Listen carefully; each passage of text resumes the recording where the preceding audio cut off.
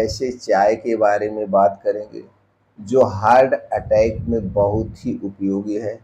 दिल से संबंधित जो बीमारी होती है उसे ठीक करने में मदद करेगा।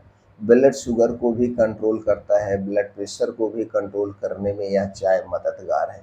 इसके अलावा इस चाय के बहुत सारे फ़ायदे हैं, जैसे हमारे जो अंदर के आर्गन हैं उन्हें डिटॉक्सिफ़ाई करने का भी काम करती है चाय।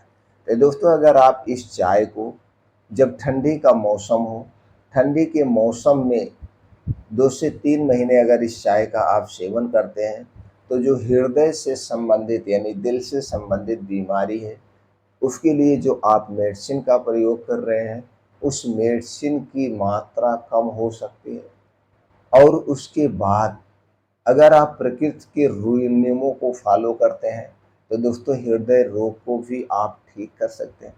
आयुर्वेद में कुछ ऐसे चमत्कारी नुस्खे हैं, कुछ ऐसे योगा हैं, जिसे फॉलो करके दोस्तों हम कोई भी बीमारी ठीक कर ले सकते हैं।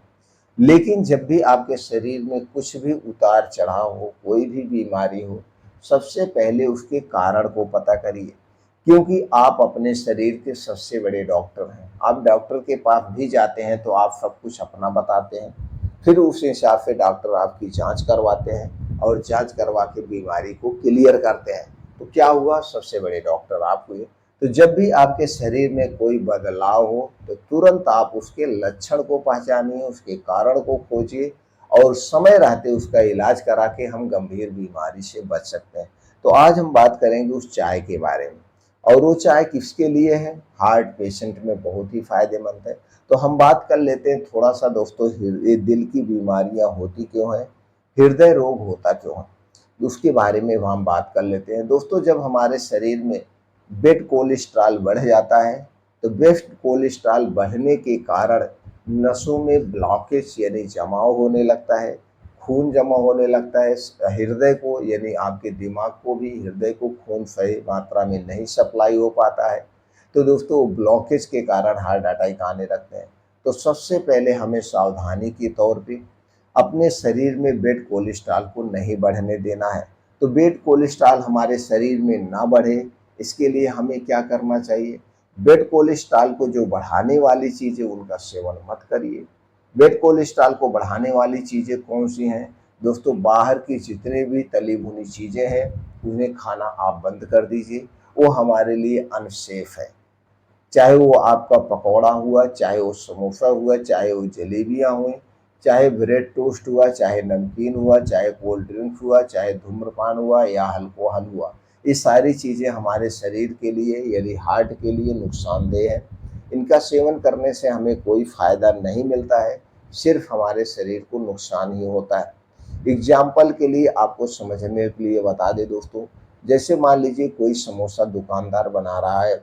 समोसा किससे बनाया जाता है? मैदे से बनाया जाता है। उसमें आलू डाला जाता है और तरह तरह के मसाले डाले जाते हैं, फिर उन्हें एक रूप में बनाया जाता है यानी ये शेप दिया जाता है, और उसके बाद इसे दोस्तों तेल में छाना जाता है। अब सबसे बड़ी गलती यहाँ पे होती है, सबसे बड़ी जो गलती होती है यहीं पे होती है।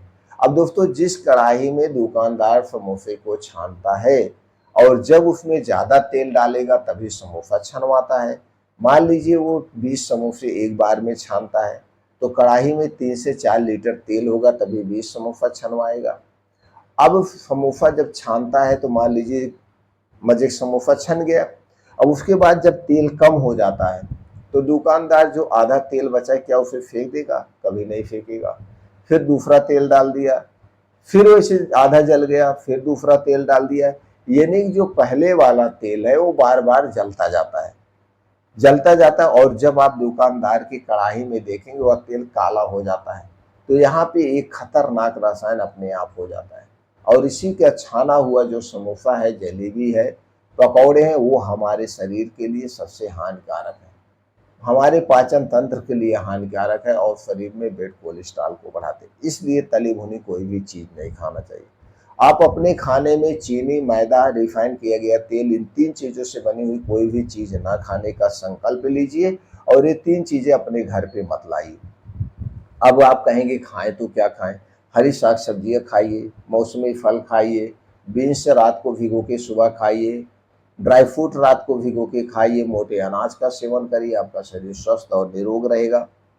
ये चीज़ें करना डेली आधे घंटे का जम के मॉर्निंग वॉक करिए, दौड़ लगाइए जिससे ब्लड सर्कुलेशन फास्ट हो, योगा करिए, प्राणायाम करिए, यानी 2 घंटे जम के आपको रोज करना है।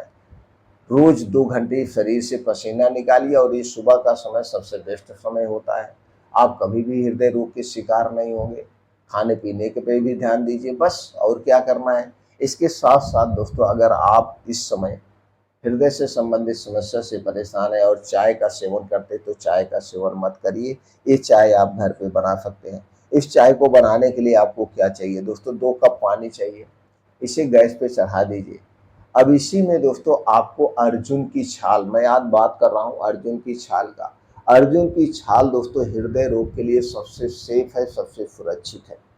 अगर आप इसे सही मात्रा में सही समय पे प्रयोग करेंगे तो मात्रा और समय हम आप आज आपको बता रहे हैं दोस्तों। अगर आप अर्जुन की छाल का पाउडर ले रहे हैं तो पाउडर आपको हर एक में दुकान पे मिल जाएगा। अगर आप पंसारी की दुकान से लाना चाहते तो वहाँ से भी आप जड़ी भी खरीद सकते हैं, इसकी छाल भी और पाउडर भी ले सकते हैं, दोनों ले सकते हैं। नहीं तो दोस्तों हमारे घर के आसपास या आपके आसपास अर्जुन का पेड़ होगा, उसकी छाल निकाल लाइए, उसे सुखवा लीजिए। सुखवाने के बाद मिक्सर में डाल के पाउडर बना लीजिए और इस पाउडर को बना करके आप घर पे रख लीजिए। अब इसी पाउडर का प्रयोग करना है। कैसे करना है, 2 कप पानी लेना है, गैस पे चढ़ा दीजिए। उसी में 1 चम्मच से 2 चम्मच, 1 चम्मच से 2 चम्मच आप इस पाउडर को डाल दीजिए, यानी 10 ग्राम पाउडर आप उसमें डाल दीजिए और उस पानी को आराम से स्लो आंच पे पकने दीजिए।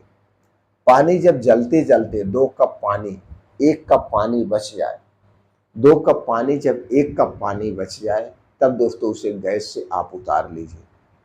2 कप पानी जब 1 कप रह जाए तो उसे उतार लीजिए। इसी चाय को आप रोज सुबह खाली पेट आप पीजिए। रोज सुबह खाली पेट पीने से पहले कुछ नहीं खाना पीना और इसे पीने के 1.5-2 घंटे बाद तक कुछ नहीं खाना पीना। इसी बात का आपको ध्यान देना, 1.5 से 2 घंटे बाद तक कुछ भी नहीं खाना पीना है, आपके मुंह में कुछ भी नहीं जाएगा। तब आपको इसका पूर्ण रूप से फायदा मिलेगा, तब इसका पूर्ण रूप से फायदा मिलेगा। और कितने दिन तक लगातार लेना चाहिए दोस्तों, अगर वैसे अपनी इच्छा अनुसार आप ले रहे हैं तो 21 दिन से 3 महीने ले सकते हैं। अगर आप इसे किसी आयुर्वेद डॉक्टर की सलाह पे ले रहे हैं तो डॉक्टर जितना दिन तक कहेगा आप उतना दिन तक ले सकते हैं। इसका कोई साइड इफेक्ट नहीं है, डॉक्टर से निगरानी में ही लेना चाहिए। अब दोस्तों अगर आप कोई और दवा ले रहे हैं उसके साथ इसे लेना चाहते हैं तो आप किसी भी आयुर्वेदिक डॉक्टर से सलाह पे ले सकते हैं। इसे साइड उपचार के तौर पे इसे नहीं लेना है। गर्भावस्था में स्तनपान कराते समय अपने इच्छा से नहीं लेना है, डॉक्टर की सलाह पे लेना है। या आपका हार्ट का ओपन ऑपरेशन हो चुका है, उसके साथ साथ ढेर सारी मेडिसिनें ले रहे हैं तो डॉक्टर की सलाह पर ही लेंगे। अपने इच्छा अनुसार कोई भी नुस्खा तब नहीं लेना चाहिए। तो दोस्तों वैसे भी अगर आपको हृदय से संबंधित कोई बीमारी है या आप अपने हृदय से संबंधित बीमारी नहीं है तो दोस्तों साल भर में एक बार लिपिड प्रोफाइल की जांच हमें ज़रूर कराना चाहिए। लिपिड प्रोफाइल की जांच से हमारे शरीर में बेड कोलेस्ट्रॉल कितना बढ़ा हुआ है पता चल जाता है और